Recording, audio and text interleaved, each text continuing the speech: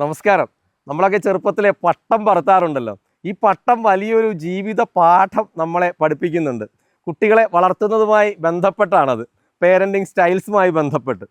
പട്ടം ആദ്യമേ നമ്മളൊരു നൂലൊക്കെ കെട്ടി പട്ടവുമായി നമ്മൾ തന്നെയാണല്ലോ ഓടുന്നത്. പട്ടം പ്രകൃതിയിൽ ഇങ്ങനെ ഉയർന്നു പൊങ്ങാനുള്ള ഒരു പ്രവണത കാണിക്കുമ്പോൾ, കാറ്റൊക്കെ പിടിച്ച് അതിന് പറ്റിയ സാഹചര്യത്തിൽ ഉയർന്നു പൊങ്ങാനുള്ള ഒരു പ്രവണത കാണിക്കുമ്പോൾ നമ്മൾ സാധാരണ നൂലൊന്ന് അയച്ചു കൊടുക്കും. ഈ ചരടൊന്ന് അയച്ചു കൊടുക്കും. പട്ടം സാവധാനം പൊങ്ങുന്നതിനനുസരിച്ച് നമ്മൾ ചരട് അയച്ചുകൊണ്ടേയിരിക്കും. കുട്ടികളെ വളർത്തുന്നതിലും ഇത് തന്നെയാണ് ശ്രദ്ധിക്കേണ്ടത്. ഇവിടെ പട്ടത്തിലെ ചരടെന്ന് പറയുന്നത് നമ്മൾ കുട്ടികൾക്ക് കൊടുക്കുന്ന നിയന്ത്രണങ്ങളാണ്. നിയന്ത്രണങ്ങളെ കടുപ്പിച്ച് ചെറുപ്പത്തിലെ അവരെയും കൊണ്ട് നമ്മൾ തന്നെയാണ് ഓടുന്നത്.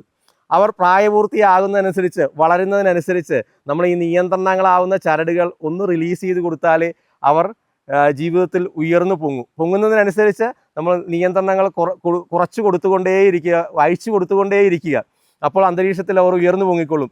ഇനി ഈ പട്ടം അന്തരീക്ഷത്തിൽ ഉയർന്നു പൊങ്ങിക്കഴിഞ്ഞാൽ അതെങ്ങനെയെങ്കിലും താഴാനോ കൂപ്പുകുത്താനോ ഏതെങ്കിലും മരത്തിൻ്റെ ചില്ലയിൽ ഉടക്കാനോ കാറ്റിനനുസരിച്ച് ദിശ മാറി അതിന് അപകടം സംഭവിക്കാനോ ഒക്കെ പോയാൽ ഒക്കെയുള്ളൊരു പ്രവണത കാണിച്ചു കഴിഞ്ഞാൽ നമ്മൾ ചെയ്യുന്ന ഒരു കാര്യമുണ്ട്, പട്ടത്തിൻ്റെ നൂല് വീണ്ടും ഒന്ന് ടൈറ്റ് ചെയ്ത് കൊടുക്കും. എന്ന് പറഞ്ഞ പോലെ നമ്മുടെ കുട്ടികൾ ഉയരങ്ങളിൽ എത്തിക്കഴിഞ്ഞാലും ഈ ഒരു ചരട് നമ്മുടെ കയ്യിൽ വേണം. അവരേതെങ്കിലും രീതിയിൽ ജീവിതത്തിൽ കൂപ്പുകുത്താനുള്ള ഒരു പ്രവണത കാണിച്ചു കഴിഞ്ഞാൽ ഇതൊന്നുകൂടെ ഒന്ന് ടൈറ്റ് ചെയ്ത് കൊടുക്കുക, അതിനുശേഷം വീണ്ടും റിലീസ് ചെയ്ത് കൊടുക്കുക. അവർ ജീവിതത്തിൽ അങ്ങനെ ഉയർന്ന് പറന്നുകൊണ്ടിരിക്കും.